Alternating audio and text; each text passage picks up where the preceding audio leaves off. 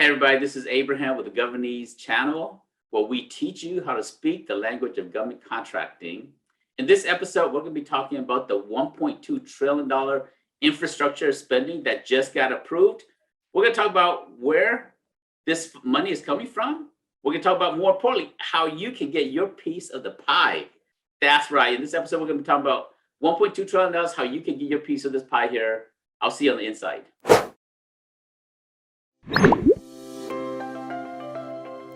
Well, hey, Crystal, it's so good to be back. We are at another episode of the Governese channel here. Yes. Welcome back, everybody.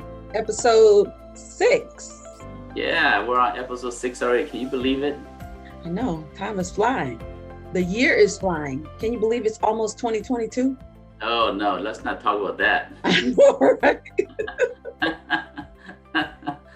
Woo, this year went by fast. Yeah, 2022 is around the corner. Yeah. But that's good though, because when we're talking about 2022, we're going to be talking about the trillions of dollars that's coming out in 2022. So I guess that's a good thing. Yeah. Let's get the money. And it's all about the money. So yeah. If it's not about the money, then what are we doing here, right? Well, if you're joining us live, welcome. And then for those of you who are watching the replay, welcome as well. So let me get my screen sharing done here. And then for those of you who are joining us live, we're just going to talk through it. For some of you who are joining us on the video channel, you'll actually see the screen while we go through this here. So let me get that up and we'll get going. Let me share my screen. All right, so let's talk about the big thing happening this week here. So, Crystal, you want to talk about what's happening here? Well, a couple of days ago, today's Wednesday, right? So I guess it was Monday, President Biden signed the $1.2 trillion infrastructure funding bill. And, you know, that's a lot of money that's going to be allocated to, transportation, broadband, utility. And so from my perspective, I'm looking at, there are going to be a lot of opportunities for small business owners to, get in on some of this funding, hopefully through, some government contracts. And so I'm excited about it. I'm excited to see how, everything is going to be laid out as it gets, passed down to the different entities that will be, overseeing it.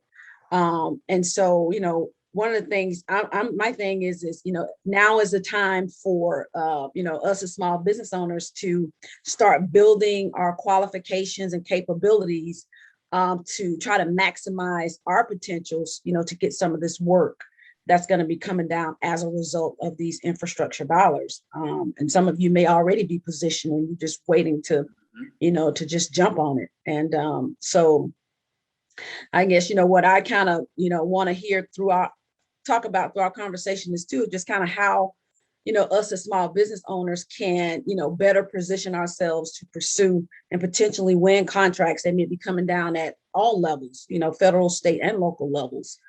And so, there are things that we can do to position ourselves. So I'm excited about this topic today. Yeah, we're talking about $1.2 trillion infrastructure funding that's going to be coming out for small businesses and for all companies, really. Yes. Small businesses. So that's what we're going to be talking about today on the Governese Webcast here. And so if you're joining us live, welcome. If you are part of the watching the videos here, welcome. But this is the Governese Webcast, where we teach and train you in terms of how to access the billions of dollars in the government contracting industry.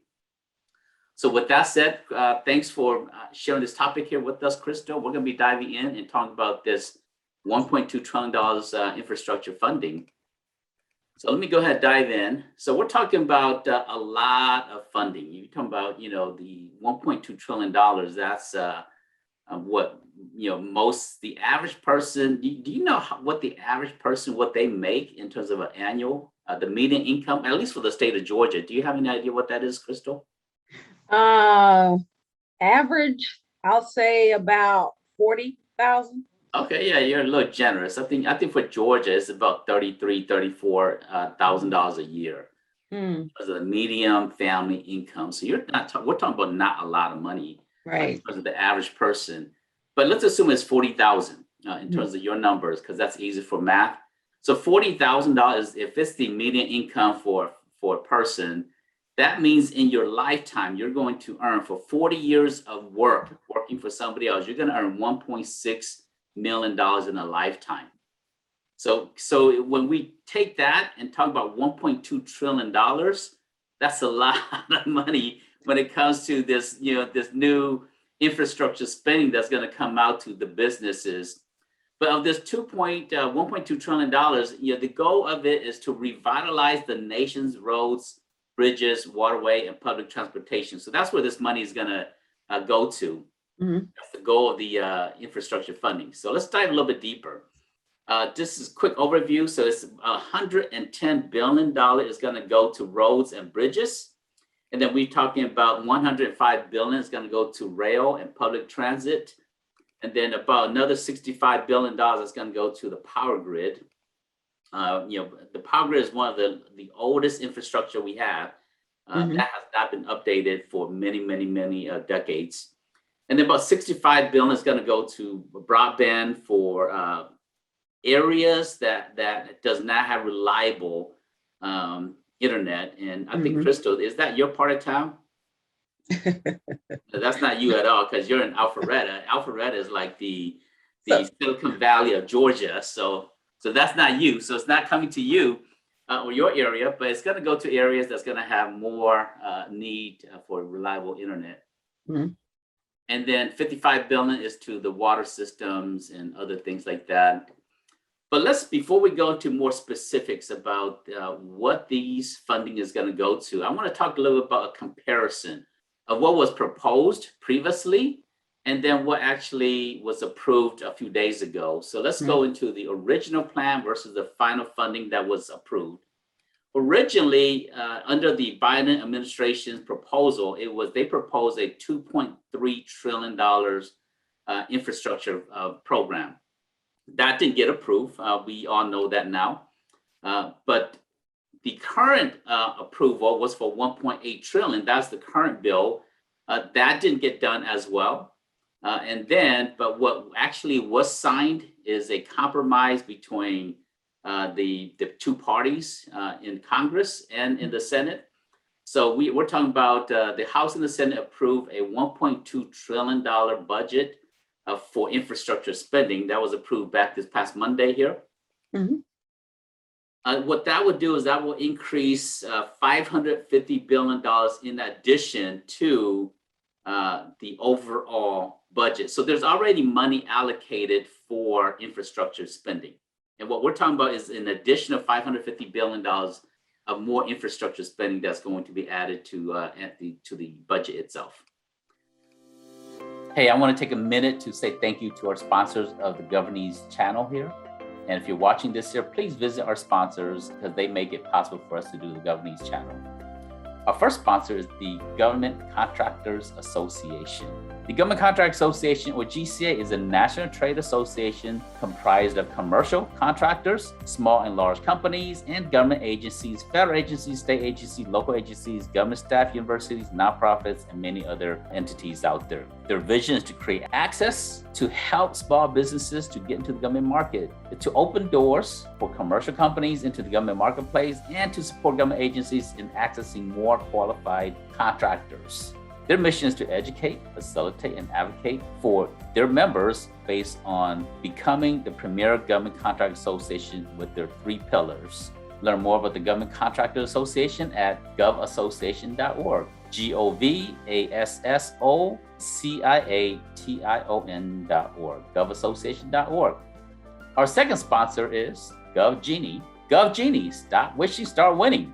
GovGenie is on a mission to democratize government contracting opportunities for small women and minority-owned businesses. Their objective is to change the disparities for small businesses in the $2 trillion government marketplace. GovGenie is like LinkedIn for government contractors. It is a social CRM unifying the fragmented government procurement lifecycle and uses AI and ML to help users to socialize, foster relationships, find bids, search for teaming partners, manage proposals, source industry events, and facilitate the capture management process. This saves you, the user, money and time with one streamlined platform versus many other disparate software out there. Learn more about GovGenie at govgenie.com. GovGenie.com. GovGenie.com. And our third sponsor is the Boom Group. The Boom Group is a benefits organization. They do benefit solutions to fit your needs. The Boom Group provides fringe benefit solutions designed with the competitive government contractor in mind.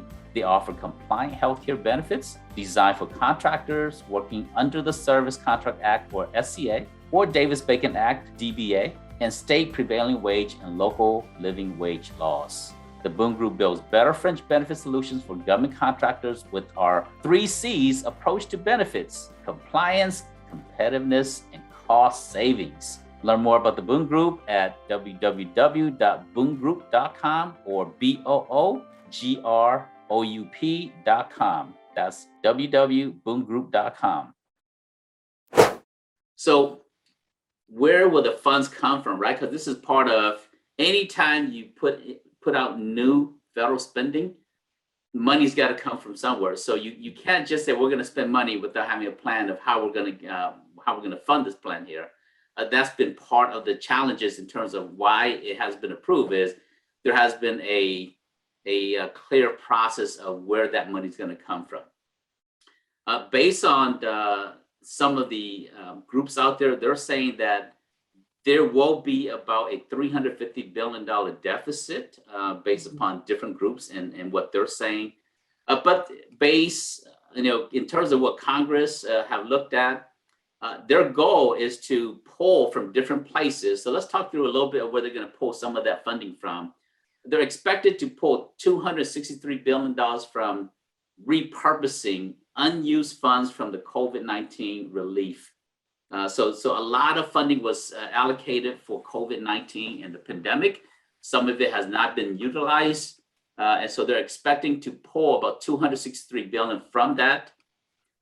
Also, there's unobligated funds and appropriation that was approved for the EIDL, Economic Injury Disaster Loan Program, as well as the PPP program, the Paycheck Protection Program out there as well. So we're talking about EIDL, PPP. They expect to pull some funding from there as well. $53 billion is going to come from states that did not use the pandemic unemployment benefits. So there's about 24 states. They different thoughts in terms of how they want to get people back to work. And so 24 states decided that they're not going to take all the federal allocation of funds that's going to the state. And so 53 billion of that is going to be reclaimed for this new infrastructure funding. And then 87 billion is from the FCC spectrum auctions. So the FCC usually they auction like the 5G broadband spectrum out there, and so they do an auction to the community, to like usually the big telecom companies out there, and then they buy the spectrum, and it's a 20-year purchase agreement or license agreement more so. And then based upon that, then they reallocate it to some of the lower tier, smaller size telecom companies that uses the license that's been sold to the big threes out there. So the 87 billion is going to come from FCC auctioning of the spectrum out there, mainly 5G. That's the key one right now. But where else? 50 billion is going to come from super fund fees. What I mean by super funds? You familiar with super funds? I'm not. Yes, that's a very interesting area.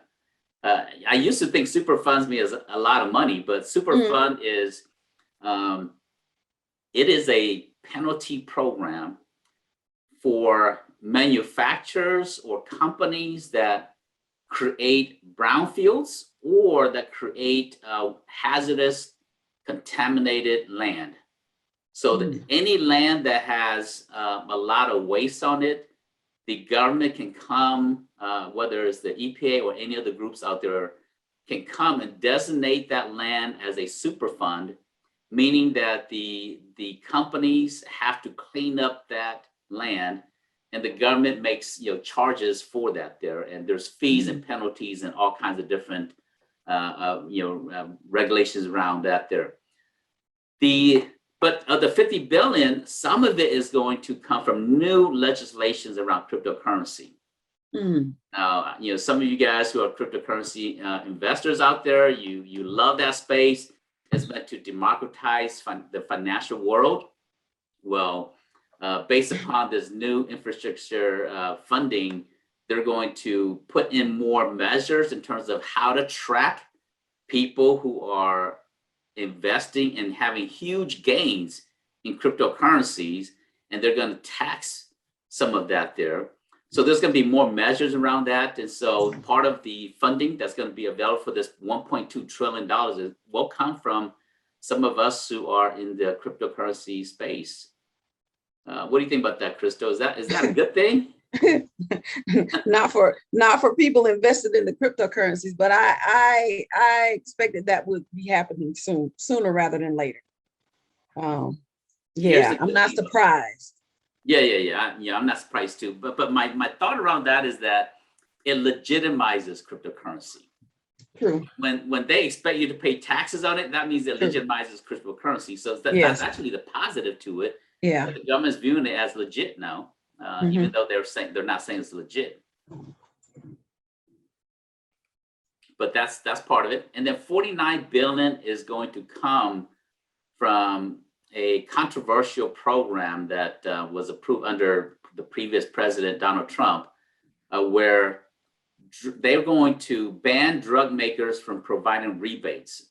And so currently there's approval that will start in 2023, where drug makers, big pharmaceutical companies will actually give out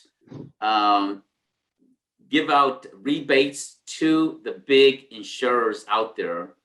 And so instead, what the proposal they want to do with this proposal is to allow Medicare, Medicaid, not change any of that there, but to pass the discounts directly to patients at the pharmacy, at the drugstore, whether it's any of the retail stores that you buy your pharmaceutical, your drugs, the prescription drugs, and so forth.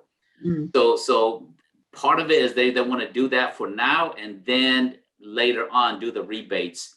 And that's going to, instead of costing the government $49 billion doing rebates to the drug makers to make prescription affordable, they're going to just say, hey, do the rebates and let the customer pay at a discounted price instead of going to the government for the rebates. So that's where some of the funds going to come. And then 56 billion is they're anticipating that with additional investment in terms of to the infrastructure, to our communities, that's going to create a 33% ROI, return on investment for long-term projects. And so that's going to net about $56 billion in economic growth, meaning more taxes going to be collected by the government because when the economy grows, there's more tax bases for the government to collect taxes. So they anticipate about $56 billion from taxpayers as the economy grows. So that's part of it. But let's talk about what's not in the budget, though, because we're talking about from a $2.3 trillion down to $1.2 trillion. Some of it was cut out. Now, before we talk about what's in it in more details, let's talk about what's not in it a little bit. So there's going to be a reduction in what we call the human infrastructure. And there's a lot of the funds that was in the $2.3 trillion proposal. Some of it was going to go for social policy. Some of it was going to go to what we call the care economy. And this means it's for home health care, for the elderly, benefits to the elderly, benefits to the young, people, like child tax credits, checks to families that have that they can claim children as dependents, or child care credits if you have a children that's going to school and you're putting them in child care, or they're young, you're putting them in child care. There are child care credits for that. So some of the funds would not go. So this program does not include some of the funds to these different programs here, as well as some funding to housing. So the current approved funding of $1.2 trillion does not include some of these original planned programs here. In addition, there was originally $100 billion that was for workforce development, meaning to redeploy those who are transitioning, whether it's from the hospitality, like hotels and motels. They realize that they want to transition to a different career path. Or some of those individuals that worked in the restaurant industries and the food industry, they realize that they don't want to do that anymore. They want to change a career path and get re-educated. So there's workforce development money, $100 billion of that, but it's not in this current package that was approved, $1.2 trillion that was approved. So that's not in there. I still anticipate that some of the funds that will be used for workforce development, because you're thinking there has got to be a lot of people with a specific skill to, to build these bridges and roadways and all of the other areas that are receiving money. So even though, it's not written, in the budget, I anticipate that there will be funds going to help, bridge that gap and get individuals the skills they need to actually do the work. Because what's going to happen is you're going to find that a lot of the corporations that are going to be doing the work, they're not going to have the people or the skilled laborers to actually perform the work. And so that could be a problem. And so I do anticipate that some of these funds, even though not earmarked for workforce development, will be used for workforce development.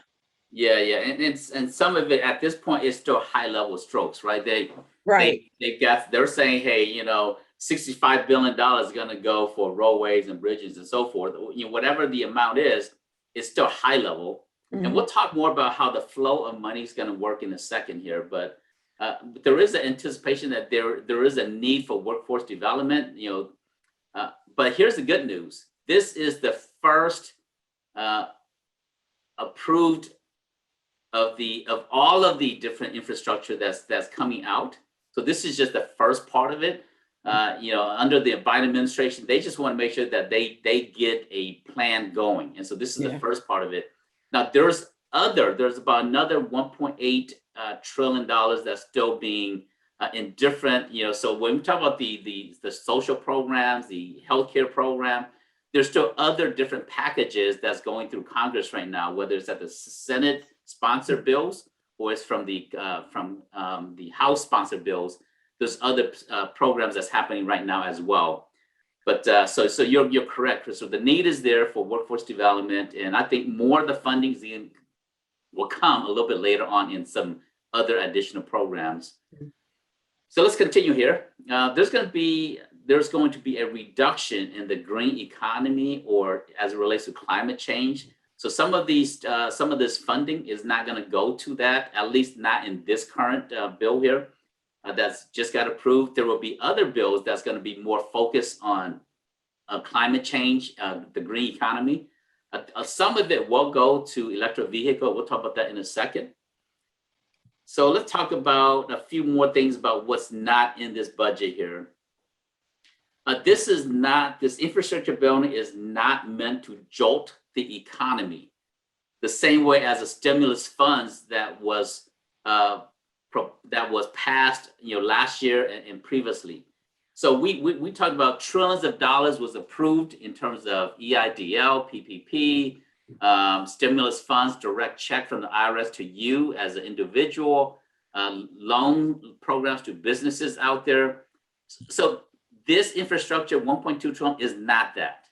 This is not meant to be to quickly stimulate the economy. This is meant to be more of a strategic approach to build infrastructure over a 5-year period. So this is a 5-year plan here. Mhm. And a few things that they mentioned. This is not focused on shovel worthy. This is meant for shovel worthy and not shovel ready.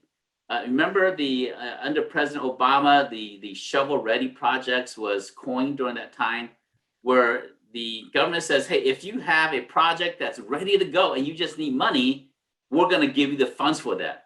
Mm-hmm. Well, this 1.2 trillion is not for shovel ready project. It's for shovel worthy project, meaning things that has been needed for a long time and is meant for long-term purposes, but just have never received the funding.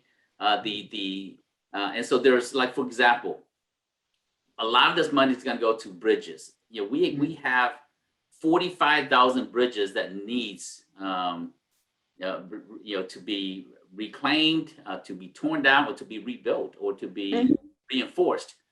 Those are shovel-worthy projects, and we just haven't had money for it. So there's different types. So it's a different focus in terms of shovel-worthy versus shovel-ready.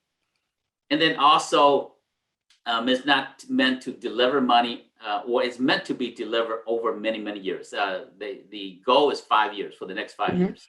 Mm-hmm.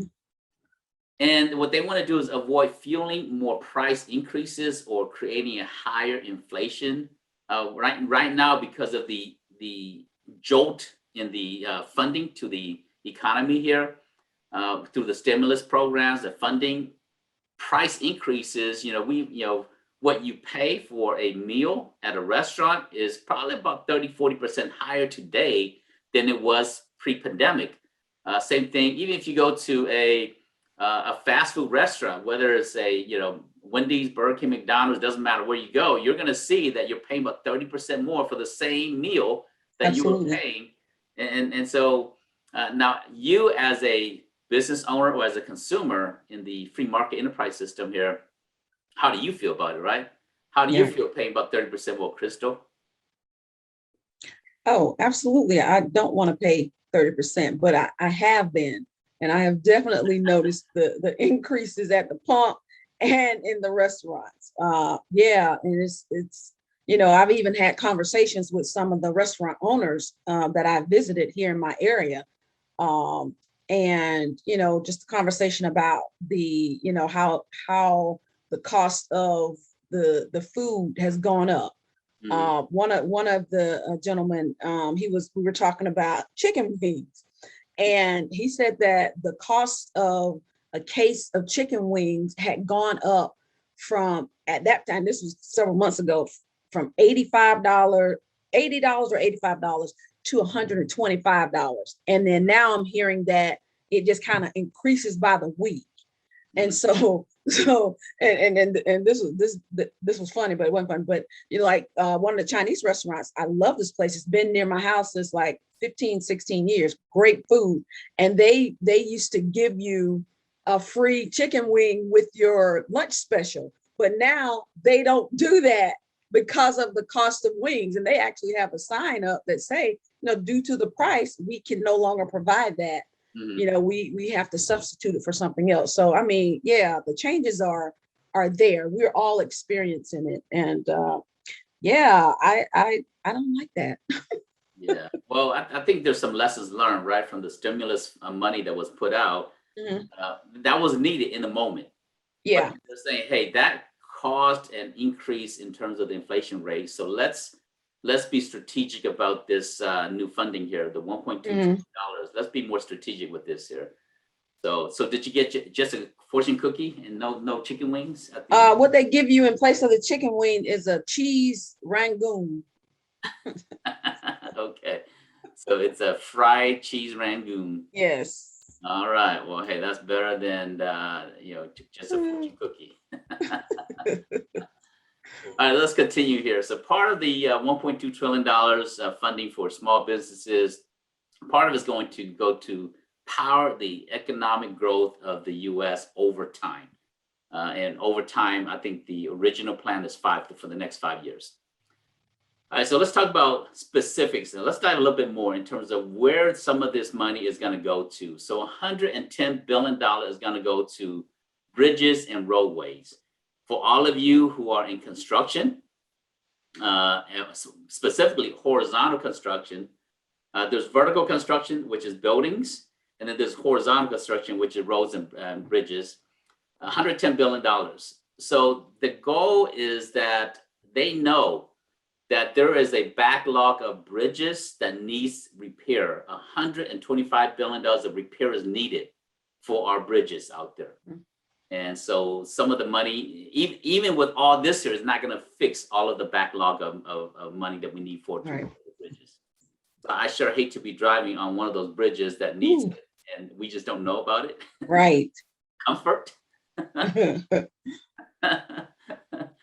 So hopefully they fix the bridges around my area of town first. So 173,000 miles of highways and major roads needs repair. And so that's a lot of miles. Yeah. 45,000 bridges are in poor condition. Think about that. 45,000 bridges. That's every single community. There's a bad bridge somewhere. Whether it's a bridge crossing a river or a bridge crossing another road. Yeah, I was watching an episode of 60 Minutes recently, and a farmer there in Mississippi was talking about how, you know, the bridge that runs through, like right where his farm is in need of repair, and it's actually down. So they have to go around, I forgot how many miles he says, to make trips and to, you know, to transport products, and that costs and that slows them down. So he's really excited about, you know, this infrastructure bill and getting that bridge repaired. So it's a lot of the rural areas that are in serious need. And, you know, once this, you know, we get these bridges and roadways fixed, you know, hopefully goods can move at a faster rate, which they will, you know, be able to move at a faster rate than they are now. And then, you know, the trucks that do the transporting, you know, can be supported on the roadways. They don't have to go around the world to get to where they need to go and to move products. So yeah, this is exciting. I hope, you know, hopefully we can get this work started sooner rather than later. Well, that's good. I'm adjusting the Facebook Live so they can see the screen too.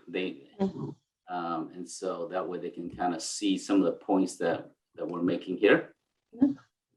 All right, so 45,000 bridges. That's some serious considerations there. 65 billion is for broadband upgrade.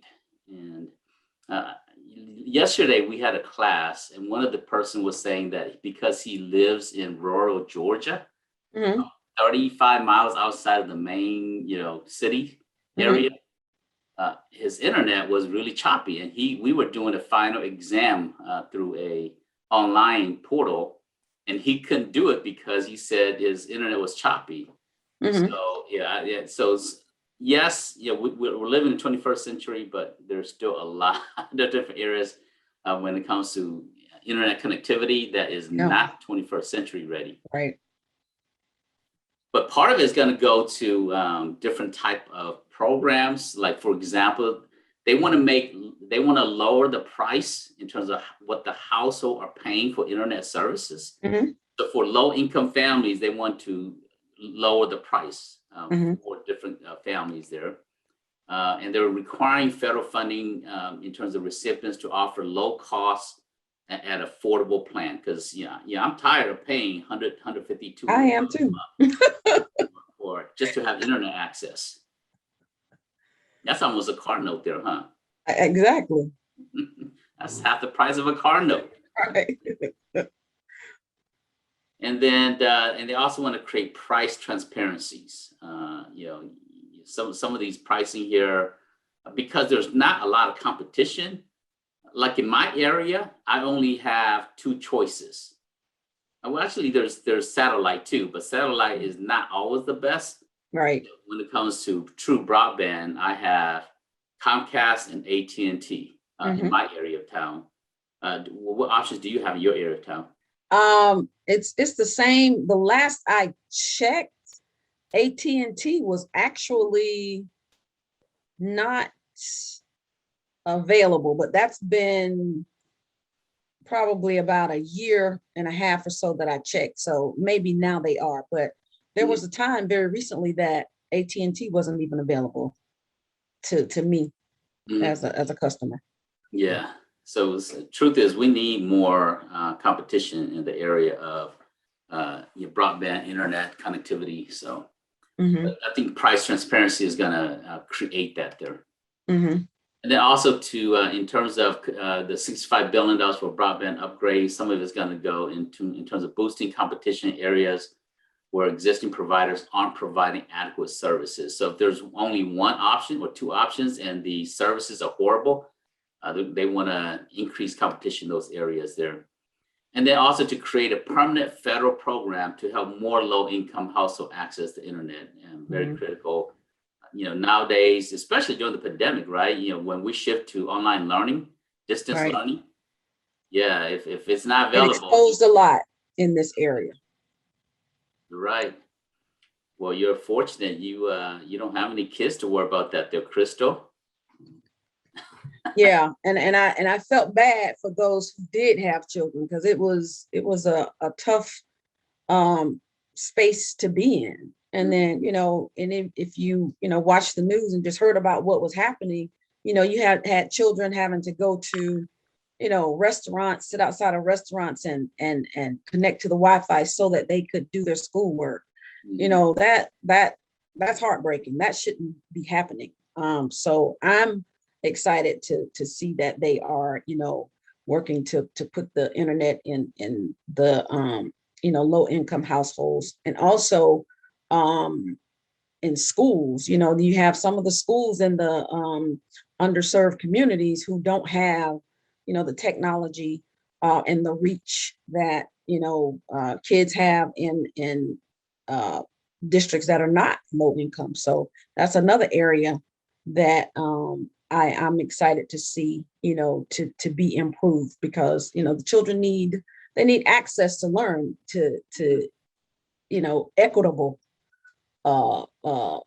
learning and access. So I'm excited to see that.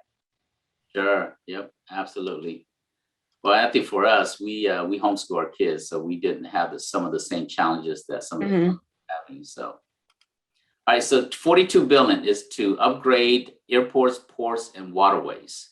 Of that, $17 billion is going to go to port infrastructure, in terms of the different port where goods comes from, international tankers and so forth. Here in Georgia, we've got the Savannah port, Long Beach port. You got all the way from New Jersey, the Miami. There's lots of different ports around the whole country, and some of it needs more infrastructure support. So $17 billion is going to go to that there.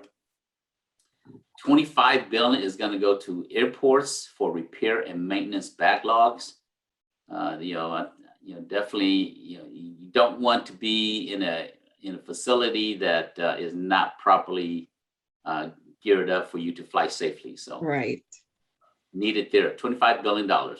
Now, here's what that means. If you are in industry that's tied to, if there's an airport close where you're at, that means there's going to be new construction at those airports. That means there's going to be new maintenance that's required. So there's opportunities with that regard. It's going to the airport, but that means how you access it is you access it through the airports itself. Part of it is to reduce congestions and emissions near ports and airports, and then also to promote the electrification and other low carbon technologies. So there's going to be more funding towards investment in terms of new electrical technology and low carbon. So that's a little bit towards the green economy there. $65 billion is going to improving our power grid system. is to rebuild some of the current existing power grid and to bring in new technologies around that there, and also to build thousands of new miles of power lines. So that's critical as well. And then also to expand renewable energy options out there. $105 billion is for water infrastructure. And what that means is $55 billion is going to go to upgrade the current water infrastructure and to replace, my wife is from Michigan. Fortunately, she's not from Flint, Michigan, where they've had all the water issues. Yeah. And so it's to replace some of the lead pipes that's been out there. And so to change some of those things out there.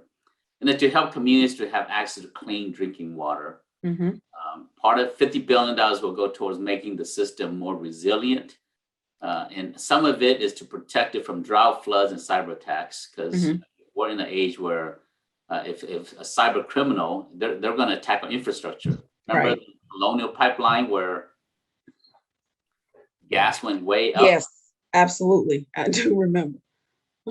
Yeah, there was a shortage and people were lining up for me, because it was in the middle of the pandemic. We didn't go anywhere anyway, so I didn't panic like everybody else did. But some people who needed to go into the office or their work required them to have fuel on a daily basis. That's so when a cyber attack happens, they're attacking all types of businesses, government agencies, and our infrastructure, companies that's tied to our infrastructure. So a part of that is related to the water infrastructure that needs protection. $15 billion is for electric vehicles and other infrastructure related to electric vehicles.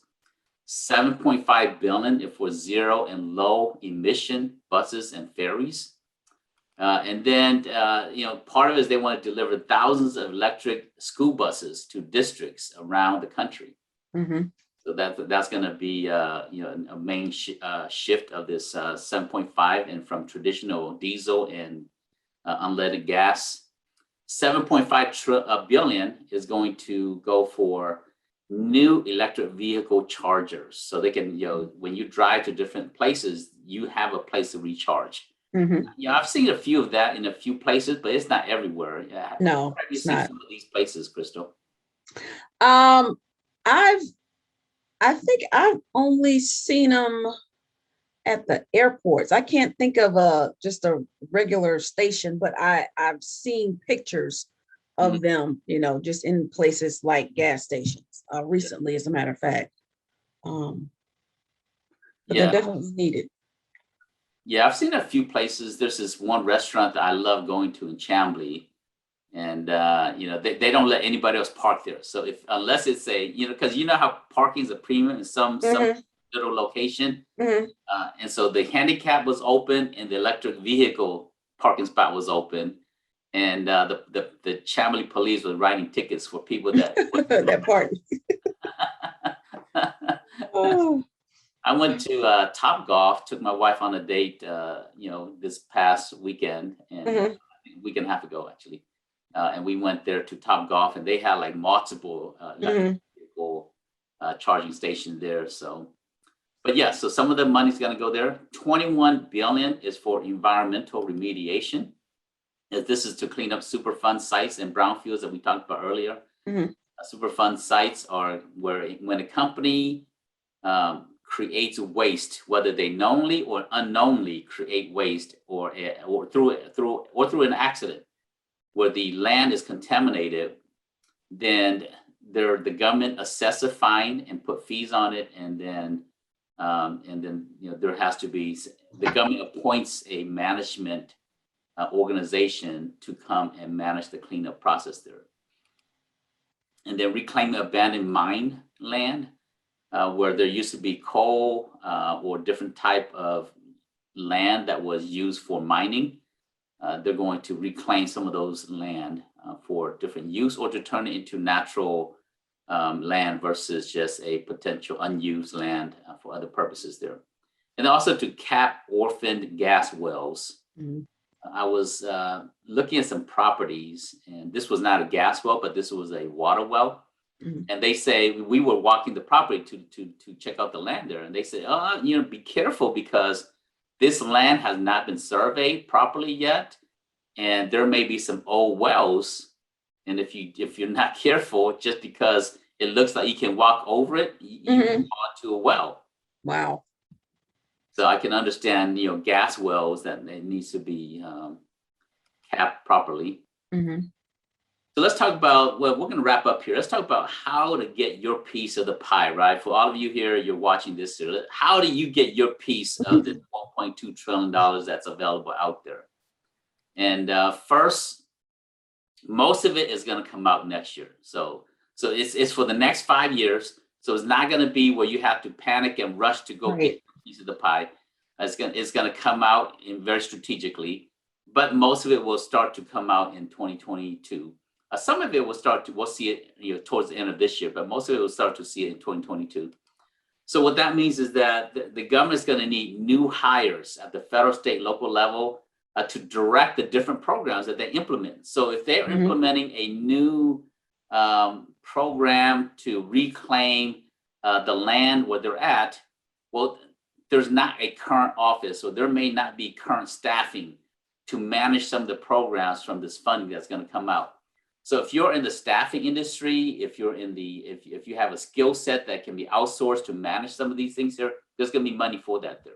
Project management. Absolutely. Program management, there's opportunities there. They're going to be insourcing and outsourcing skilled tradespeople to execute some of this work here. So if you have a skill set, when they're talking about capping the orphaned gas well, if you are in that field, there's opportunities there. They're talking about expanding and building out, cleaning up bridges and reinforcing bridges. And so there's going to be opportunities for more engineers out there, civil engineers and bridge engineers out there. So there's going to be more work in that regard. And then also securing equipment and material during a major supply chain crunch. There's right now, there's a tremendous backlog of supplies that are just sitting out in the open sea because there's not enough workers to offload. There's not enough manpower to do that there. And there's not enough truck drivers to move the goods from location to location. So as a result, we have a tremendous backlog, and some of the increase in pricing is not because there's not the material or the product. There's just not the workers to get the products to where they need to go. They want to, put more money into, making sure that our supply chain is stabilized. And so if you are a business that is in the logistics, trucking, or, again, any type of labor, if you're in the, if you're an HR team company that does hiring and, short-term, long-term type of staffing solutions, there's opportunities there as well. But let's get into a little bit more practical here. So ultimately, when you're talking about how do you get your piece of the pie, that just means that you have to look at how the money flows, the flow of money itself. How will it get to your niche market? So let's look at that. Think of it, I was reading an article and they talked about, think of the money as like a Russian nesting doll. You've seen a Russian nesting doll, right? I haven't. There's a big doll and you remove the head, there's another smaller doll in it. You move that doll, there's another smaller doll. Okay, yeah, I've seen it. I don't think I knew what it was called, but yes, I have seen that. Yes. And so that's really how the flow of money is going to work, like a Russian nesting doll. And it's some of it will be done at the federal level, but most of it will be done not at the federal level. It's going to be done at the state, county, city, and local municipality level. So that's where most of the funding is going to go to. For example, the state manages certain roadways. Well, the federal does not manage everything. They're the allocation of funds. And we'll talk about that in 1 second. So access the funds at the local level based upon your industry, your niche market, the type of project you want to go after. So that's really how you access this money here. It's done at more of a local level. Some of it will be at a federal level, but most of it will be at the local level. Mm-hmm. So let's talk about the example here. So with the US DOT, they have a major funds. A lot of this is tied to DOT type of projects here. Mm-hmm. And so the way they fund it is that the money goes to the state, and then the state allocates the funds to the counties, and then the counties allocate the funds to the cities, and the cities allocate it to specific, different local municipalities if there's a sub underneath that. So you're talking about 50 states. So based upon where you're at, you're going to be dealing with the DOT. And then the counties, there's over 3,000 counties out there. So depending on the type of work that you're doing, the counties is where you want to go and access some of this $1.2 trillion. And then there's over 35,000 cities out there. And every city is going to get a piece of this money here. So again, it's based upon what you're looking to do. So let's talk about you're thinking, right? Let's assume you're an IT company. You're saying, well, I don't see any IT work in here. Mm-hmm. Broadband is a component of IT, but that's telecommunications. So that's a component of IT, but that's not necessarily true IT. If you're a software engineer, right, you're thinking like, well, where's the IT work? Well, the IT work is tied to, for example, if you're in software development, the counties and the city is going to need to develop some type of management software to manage all these projects here. So Absolutely. There's opportunities to develop a software, or if you're already selling a project management solutions tool out there, it's an opportunity to sell your existing software to these counties to manage some of this funding here. If you're in project management, the cities and the counties are hiring you. If you are in any type of grant management, this is a perfect fit for you. Instead of managing a grant, you're managing money, contracts. Mm-hmm. Mm-hmm. You're managing allocation of resources. So it's the very same thing. You just apply it differently in this type of situation here. So with that said, I think we are at the end of today where we're talking about the $1.2 trillion. Any comments or thoughts that you have, Crystal, before we wrap up here? Well, again, as a small business owner in the project program management space, I'm hearing opportunities for my company, Spellman Consulting Group. And so I'm going to be positioning us to be a part of some of these state, county, and city initiatives. So I would encourage again, those that are not specifically in the, construction field, to, position yourselves as well. Look for partners, and,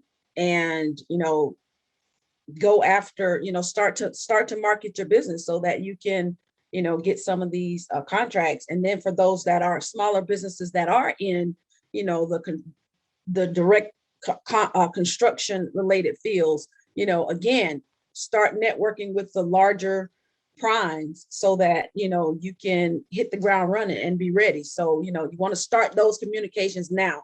Don't wait until the money actually drops. Start to market yourself now. Mm-hmm. Yeah, like start engaging your city council, Yes, your procurement offices at the local mm-hmm. level. Say, hey, how do you plan on using? What type of projects are coming up? Mm-hmm. It's still in the forecast. You can talk to them about it. There's no Mm-hmm. regulations that you can't talk to the government officials about projects that's future. Right. The only thing you can't talk about is project that's already putting out for bid. Mm-hmm. So yeah, so you're absolutely right, Crystal. Start planning, start talking to your local government procurement people, talking to some of the program managers, the end users, the clients out there that you have at the city, county, state level to see how they plan to utilize and deploy some of these resources here. Mm-hmm. All right, well, with that said, Crystal, thanks for joining me on another episode of Governeese, where we talk about government contracts or how to win government contracts. For those of you joining us live, thanks for joining us. And signing off, if you want to learn more about the Governeese channel, go to our YouTube and then just put in search the word Governeese, Governeese, Governese. Or go to Governeese.com, and then you can find out more about our webcasts. Take care, everybody. Thanks for joining us. Bye, everybody. Bye. Hey, I want to take a minute to say thank you to our sponsors of the Governeese channel here. And if you're watching this here, please visit our sponsors because they make it possible for us to do the Governeese channel. Our first sponsor is the Government Contractors Association. The Government Contract Association, or GCA, is a national trade association comprised of commercial contractors, small and large companies, and government agencies, federal agencies, state agencies, local agencies, government staff, universities, nonprofits, and many other entities out there. Their vision is to create access to help small businesses to get into the government market, to open doors for commercial companies into the government marketplace, and to support government agencies in accessing more qualified contractors. Their mission is to educate, facilitate, and advocate for their members based on becoming the premier government contract association with their 3 pillars. Learn more about the Government Contractors Association at govassociation.org, govassociation.org, govassociation.org. Our second sponsor is GovGenie. GovGenie, stop wishing, start winning. GovGenie is on a mission to democratize government contracting opportunities for small women and minority-owned businesses. Their objective is to change the disparities for small businesses in the $2 trillion government marketplace. GovGenie is like LinkedIn for government contractors. It is a social CRM unifying the fragmented government procurement lifecycle and uses AI and ML to help users to socialize, foster relationships, find bids, search for teaming partners, manage proposals, source industry events, and facilitate the capture management process. This saves you, the user, money and time with one streamlined platform versus many other disparate software out there. Learn more about GovGenie at govgenie.com, GovGenie.com, govgenie.com. And our third sponsor is the Boom Group. The Boom Group is a benefits organization. They do benefits solutions to fit your needs. The Boom Group provides fringe benefit solutions designed with the competitive government contractor in mind. They offer compliant healthcare benefits designed for contractors working under the Service Contract Act, or SCA, or Davis-Bacon Act, DBA, and state prevailing wage and local living wage laws. The Boom Group builds better fringe benefit solutions for government contractors with our 3 C's approach to benefits: compliance, competitiveness, and cost savings. Learn more about the Boom Group at www.boomgroup.com or BOOGROUP.com. That's www.boomgroup.com.